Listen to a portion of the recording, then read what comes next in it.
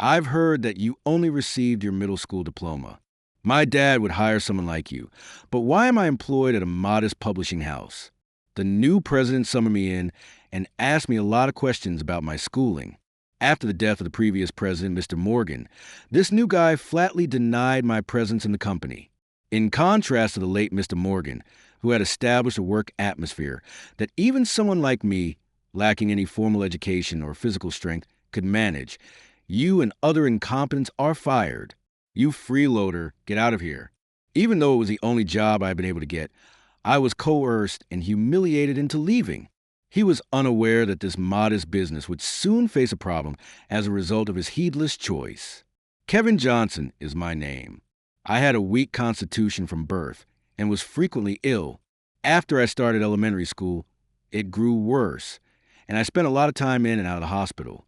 I started reading books as a hobby. I found it difficult to relate to other children, and I was frequently resting in a hospital bed while my classmates studied in class. My parents brought me a ton of books because they were worried about me. That was the beginning. I would become so engrossed in reading that I would lose track of my surroundings. I could be anybody in a book. I might be a villain, a wizard, or a hero. I could live under the sea or travel to space. I adored how books gave me experiences that I could never have in real life. I started out reading easy children's books before moving on to more difficult literature as I became a little smarter. In the upper elementary school grades, I began to desire to write my own stories. I simply poured the stories in my head onto the pages of the notebook my parents purchased for me, along with a pen. In hindsight, the stories were everywhere, but I learned how much fun it might be to create anything by writing them. Kevin, it's time for your medicine. All right. Hey, I authored this. Dr. Irwin would come to check on me, the nurse who delivered my medication, and even the other patients in the room would see my stories. Well, that's excellent, Kevin. You truly have a gift. Don't you love reading? Yes, I adore them. I'd like to write more. My stories were claimed by all, good or bad. I'm sure they were only trying to be nice to me since I was a child. I had an endless amount of time, and I became more and more engrossed in literature. The more I read and wrote about them, the more my health deteriorated. Once more, in middle school, I was admitted to the hospital. I was writing and reading as usual when a boy in the bed to my right struck up a conversation. He appeared to be around my age. Hey, what are you always writing? Homework. Nope, I'm writing my own original novel. Really? That's awesome. Can I read it too? He seemed genuinely interested, his eyes lighting up as he looked at me. I'm still working on this one, I said, then pulled a different notebook from my bag beside the bed and handed it to him. He had a broken right arm, so he took it with his left hand. He propped the notebook on his stomach and clumsily turned the pages with his left hand. I remembered seeing him struggling with his meals before. He was clearly right-handed. Wow, this is good. Like, really good. Thanks. That means a lot. Of all the people who had read my work, he gave the biggest reaction when he asked, "Do you have any more?"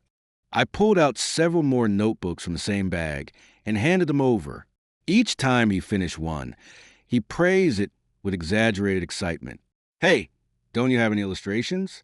I think having pictures would help bring the world of the story to life even more. Illustrations, huh? I can't really draw. Since I started writing, I thought about the same thing. I had spent a lot of time trying to practice drawing, but I never got any better. Many novels don't have pictures anyway, so I eventually gave up and decided to just focus on writing. I see. I can draw, though. I got the highest grade in art. You can draw? That's amazing. I'm jealous. I wanted to add illustrations to my stories so many times. When I complimented him, he glanced down at his injured arm with a hint of sadness. If it weren't for this, I could have illustrated your stories. He really seemed frustrated about injuring his dominant arm. The idea of him drawing for my stories excited me. I'd always created alone, but working with someone sounded exciting. When I get better, I'll come show you my drawings. If you like them, someday I'll illustrate your stories. Deal, he said cheerfully, lifting his left pinky and introducing himself. I'm Shane Turner. I'm Kevin. It's a promise. I stretched out my arm from my bed and hooked my pinky with his. Just like that, we promised each other. But right then, my body gave out. My condition worsened, and I had to be moved to a private room. Thankfully, I recovered quickly and returned to the shared room, but by then, he had already been discharged. I never got to see his drawings. I didn't even get to say goodbye. It felt like we'd never get to fulfill our promise, and that thought frustrated me more than anything. Because I was hospitalized for so long, I had to give up on going to high school. Even around the time I graduated middle school, I kept having long bouts of illness. So even if I managed to pass the entrance exams, there was no way I could see it through to graduation. Still, I couldn't just sit around and do nothing. So I looked for a job that wouldn't be too hard on my body, but no such place existed. With a body like mine, I figured I'd just be a burden wherever I went. That thought slowly wore me down and made me bitter. I was about ready to give up. Then one day, my dad reached out to a friend and found a job for me at a publishing company. Yeah, it's run by a guy named Mr. Morgan, an old friend of mine. He agreed to take you in, knowing full well about your health. When I met him, Mr. Morgan turned out to be a genuinely kind man. You could feel his warmth just from the way he carried himself. I got sick often, and being a middle school graduate, I didn't understand a lot of complex things. Still, he took the time to figure out what kind of work I could handle. He was nothing short of a lifesaver. My tasks were simple: organizing files, handling paperwork, and reaching out to authors. A little while after I started working at Mr. Morgan's company, I happened to run into him during lunch, and we got to chatting. We had only ever talked about work before, so chatting like this felt refreshingly new. So, Kevin, do you have any hobbies? We chatted over lunch in the cafeteria, and he asked me more about myself. For someone like me, who barely had any friends, this kind of conversation felt genuinely enjoyable. My hobbies are reading and writing. When I was in the hospital, I had a lot of free time, so I read and wrote a lot. Writing, huh? That's a productive hobby. Are you talking about comic books? No, I can't draw. I write novels. Novels? Well, I'd love to read one sometime. Hearing that from the president of a publishing company got me so excited that I brought a few notebooks full of my writing to work the next day. When lunchtime came, I took them to the cafeteria and casually made sure I ran into Mr. Morgan again. You wrote this all by yourself? Yes, back in elementary and middle school, mostly while in the hospital. I see. Well, I think it's a really interesting story. He praised the idea highly, even though the writing was still rough and clearly in need of polish. The world building was detailed and well thought out. Mr. Morgan seemed genuinely impressed. The descriptions have real punch. I think it would make a great comic book. If you're okay with it, I'd like to find an artist to illustrate it. My story turned into a comic book? Yes, you got real talent. It would be a waste to let this sit in a drawer like some kid's forgotten work. With the president's backing, the comic book adaptation project got off to a smooth start. I was so thrilled my heart kept pounding. I almost thought I was getting sick again. The artist assigned to the project was a man in his 30s named Ryan. He was a comic book artist already working with our company and had one ongoing series. His artwork was highly praised, but apparently his storytelling had been considered weak by the public. Nice to meet you, Ryan. Yeah, I greeted him cheerfully, but he clearly wasn't pleased. He barely responded and even clicked his tongue. At first, I worried I had said or done something wrong, but I soon realized the reason for his sour mood. So this is the kid Mr. Morgan's been raving about? You gotta be kidding me. It seemed he was upset that someone like me, a sickly kid, had earned the president's recognition. He reluctantly agreed to take on the adaptation only because Mr. Morgan asked him to, but his condescending attitude toward me never changed. That alone might have been bearable, but Ryan started altering the original story without asking. He added strange new elements and didn't even include my name as the original author. He never consulted me on how the story should be interpreted, and he rarely answered my calls. So the production moved forward without my input. Even so, I kept writing behind the scenes as a ghostwriter, just happy that my story was finally reaching the world. Despite the behind-the-scenes drama, the comic book was a massive hit. Readers said it was surprisingly well written for one of Ryan's works. The story I wrote was about a high school student who joins a demon hunting club and battles evil demons. The title was Demon Slaying Academy. I made sure it was easy to follow, with signature finishing moves and a diverse cast of characters. The heart of the story was about the bonds between protagonists as mentors, seniors, and classmates, since the demons represented human struggles and social issues in abstract form.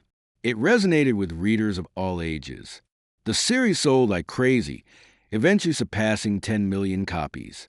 Soon, people were talking about anime and movie adaptations. Thanks to this runaway success, our little publishing company rapidly expanded. But just as things were looking up, a devastating blow hit both me and the company. Mr. Morgan passed away suddenly. They said it was due to an illness, but he had always seemed healthy, and there were no signs that anything was wrong. It all happened so suddenly. The company was thrown into complete chaos. The vacant president's seat was filled by Simon Morgan, the late Mr. Morgan's son. He was still young and had been working for a company in the U.S. until now. It had nothing to do with publishing, so he didn't understand the business at all. Proud of his Harvard degree, he held strong beliefs in academic elitism. When someone like me caught his attention, I was promptly summoned to his office and, as expected, grilled about my education. "So, Kevin, I hear you were a middle school graduate." "Yes, I've been working here since graduating middle school." "You? Why did my dad hire someone like you?" "Lately, besides writing the original story for Demon Slaying Academy, I had also started helping with clerical work. But Simon, who still didn't know who did what in the company, only saw me doing office tasks and assumed I was just a low-level assistant. Let me be clear. Unlike my dad, I don't keep a useless middle school graduate around out of pity. You're fired. Get out of this company, you worthless leech." His sheer hostility nearly made me cry, but I couldn't back down. My father and the late Mr. Morgan gave me this opportunity. I couldn't let their efforts go to waste. All you do is run errands, right? We can hire some part-timer for that. There's literally zero reason for this company to keep you around. I froze, unable to say a word back. Simon took that as a green light to keep tearing into me. Maybe I should just quit like he said. The thought crossed my mind, but no, I couldn't give up. I summoned all my courage and spoke up. "Please judge me by my work, not just my education." "Your work?" "Yes, I can't leave just yet. At the very least, please let me finish the comic book that's currently running." If I had to go, I at least wanted to bring the series the late Mr. Morgan believed in to its proper conclusion. Out of respect for him, I couldn't let it be unfinished. I pleaded with all my heart, but Simon wouldn't listen. "Huh, don't be ridiculous. A comic dreamed up by some middle school graduate? Who cares? It's probably garbage anyway." I told him the series was Demon Slaying Academy, but he just scoffed. Sounds exactly like the kind of thing some dumb kid would come up with. He had been in the U.S. the whole time, so he had no idea about Japan's entertainment industry, let alone that Demon Slaying Academy was a massive hit with anime and movie adaptations in the works. If you're that desperate to keep writing, go do it somewhere else. You're fired, and that's final. It hit me, and there was no changing his mind. If I told him about the anime and movie adaptation deals, he'd probably steal the rights and kick me out anyway. That would be a betrayal of everything the late Mr. Morgan stood for. To avoid that nightmare, I said, "All right then, please prepare a document stating the company waives all rights to the work I created. Since you say it's worthless, you shouldn't need those rights, right?" "Fine, I'll have it drawn up. Now get lost." That was the only thing he agreed to. I bowed to Mr. Morgan and walked out of his office. My resignation was now final. I felt bad for my father, but there was nothing more I could do. As I walked down the hallway, I ran into Kyle, the editor in charge of Demon Slaying Academy. "Oh, did you just speak with Mr. Morgan?" "Yes, I decided to resign," I said plainly. He looked completely stunned. "What? Kevin, what's going to happen to Demon Slaying Academy if you leave?" His voice cracked with panic, but he didn't care. Demon Slaying Academy had become the company's biggest project by far, so it was no wonder he was panicking. I was told by Mr. Morgan that the company would relinquish all rights to anything I've written. You've got to be kidding me.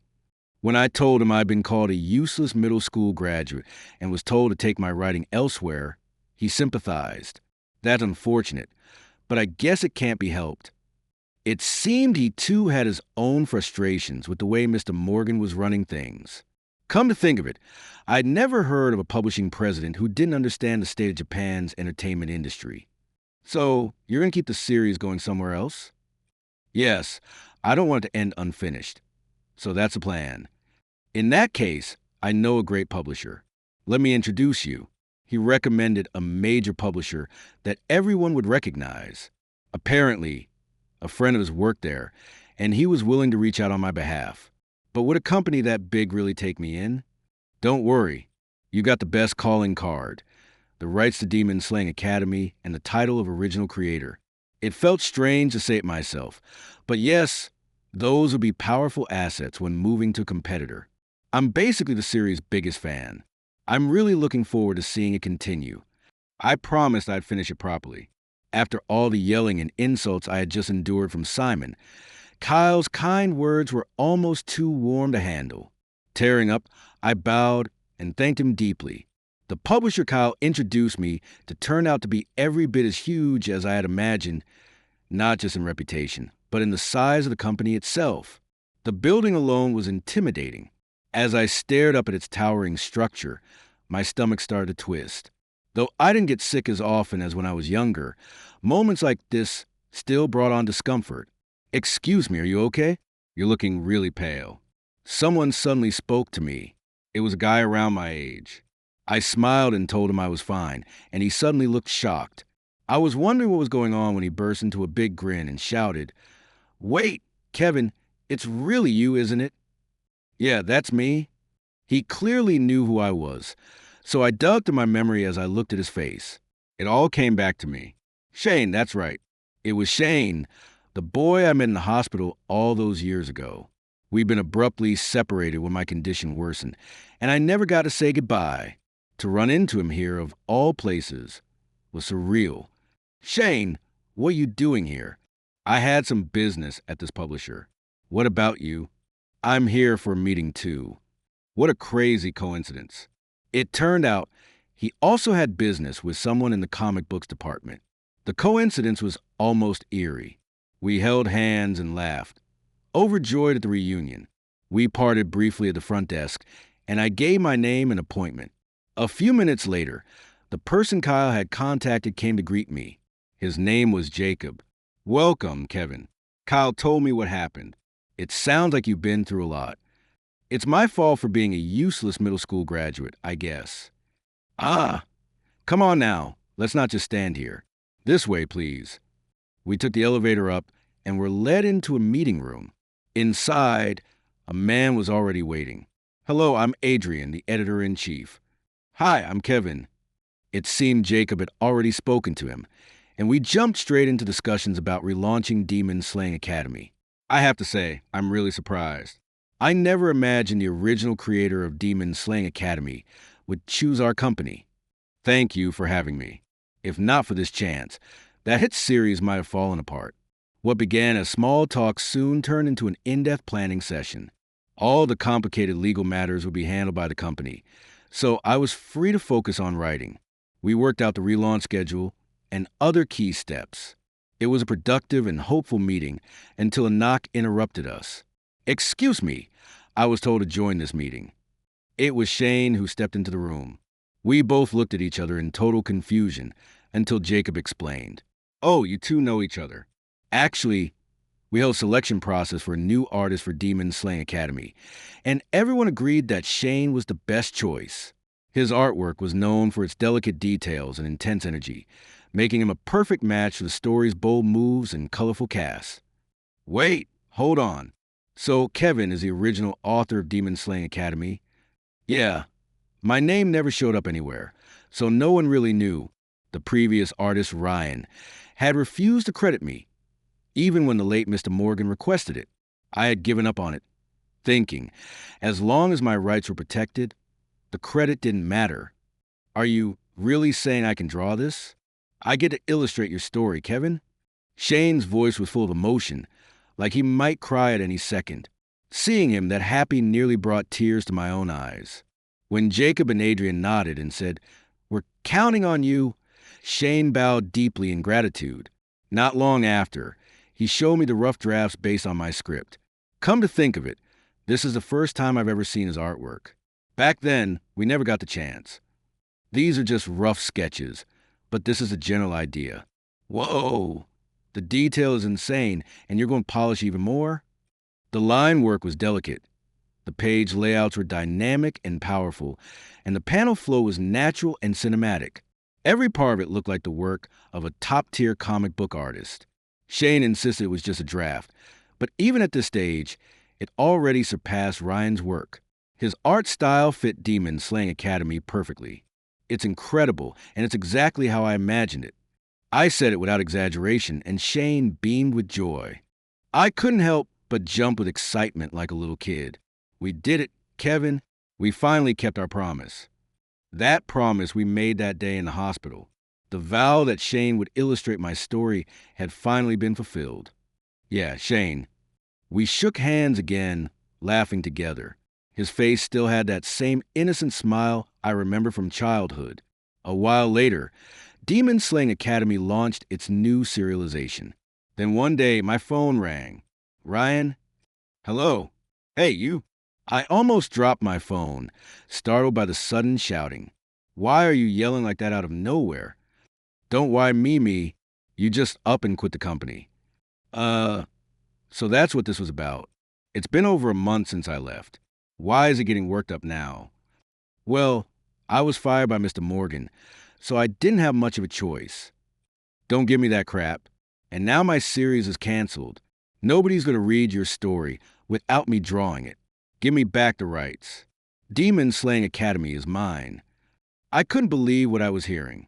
He kept ranting and raving, so I just stayed silent and waited for him to calm down. "If you've got a problem, take it up with Mr. Morgan. He's the one who handed over the rights to me. He told me to take my work elsewhere, so I did exactly that." Even after explaining, Ryan started yelling again. Eventually, he started saying nonsense like, "If you're going to another publisher to continue the story, I should go too and draw it." He actually believed the success of Demon Slaying Academy was all thanks to him, but that couldn't be further from the truth.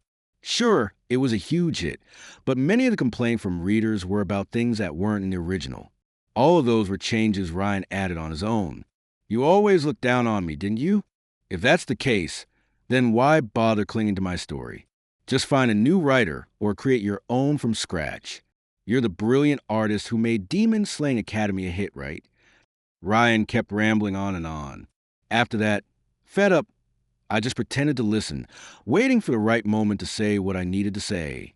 I didn't write that story on a whim. I spent time carefully building the world and its structure. But you changed things without even talking to me. And on top of that, you refused to credit me. That's just not right. After all his bluster, he suddenly had nothing to say. "You won't be drawing Demon Slaying Academy ever again. Goodbye." I hung up the phone before he could respond. It was my first real argument with someone, and it left me shaken and exhausted. It also felt like a huge weight had been lifted. "Now, what's this?" Not even a minute later, my phone rang again. It was Simon. "Hello, Kevin, it's me, Simon. Listen, I want to apologize for how I treated you. I shouldn't have fired you. Please come back. We'd love for you to write Demon Slaying Academy here again." He must have finally realized what a mistake it was to give up the series. Someone must have told him, Ryan or maybe Kyle. He was trying to sound remorseful, but I wasn't buying it. He didn't care about me. He only wanted the profit and prestige the series brought in. So I decided to shut it down. Getting the company to release the rights back then was the best decision I've ever made. The series has upcoming multimedia adaptations, you know? But I guess that has nothing to do with you now. Goodbye. Wait, just hear me out. Simon sounded like he still had more to say, but I didn't want to hear his voice anymore. Just like with Ryan, I hung up to avoid further headaches. I blocked both their numbers. Together with Adrian, Jacob, and Shane, we decided to relaunch Demon Slaying Academy from scratch. Since the art had changed, we used that as an opportunity to rebrand it as a remake and started serialization again from the prologue. That way, we could strip out all the unwanted additions. Shane's illustrations, as always, matched my vision perfectly. Readers began saying things like, "The art and story are even better this time around." Of course, that made me happy, but what touched me the most was seeing my name in print. The names Shane Turner and Kevin Johnson were side by side. The first time I saw that, I genuinely teared up. Online, there were tons of articles and posts like, "The mystery behind a hit comic books publisher switch." I checked them out when I had time, but most of them were way off the mark. Well, I suppose all those online rumors just proved how much attention the comic book was getting. Since I stopped answering his calls, Simon has apparently tried to contact me through the company, but the last time I saw him in person was the day I resigned. Thankfully, the legal team here has been blocking his attempts. Being at a big company came with that kind of protection, and it was reassuring. Eventually, Simon's company went bankrupt. I owed a huge debt to the late Mr. Morgan, so seeing the company go under made me sad. After I left, a lot of the talented staff began quitting too, unwilling to work under Simon. That led to the collapse of the company. All of it, the chaos and the downfall, happened because Simon became president. If only, when the late Mr. Morgan passed, they had let one of the experienced employees who truly understood publishing take over. But there was no use dwelling on the past. It's really gone. I happened to be in the neighborhood and passed by the old building. The publisher's sign had been taken down, and some kind of renovation work had begun. I didn't feel joy, but I wasn't exactly devastated either. It was hard to describe, a complicated mix of emotions. Later, Demon Slaying Academy became a global phenomenon thanks to the multimedia adaptations. It made me proud to know so many people had read it. If it weren't for you, Kevin, I don't think I'd have made it this far as an artist. And if it weren't for your art, Shane, this story never would have gotten this far either. Demon Slaying Academy was nearing its climax and would wrap up in a few months. We'd already started developing our next project. Of course, Shane would handle the illustrations. Here's to more great work together, my partner. Yeah, let's keep it going, Shane. That promise we made in a hospital room didn't end with just one story. We planned to keep creating again and again, together.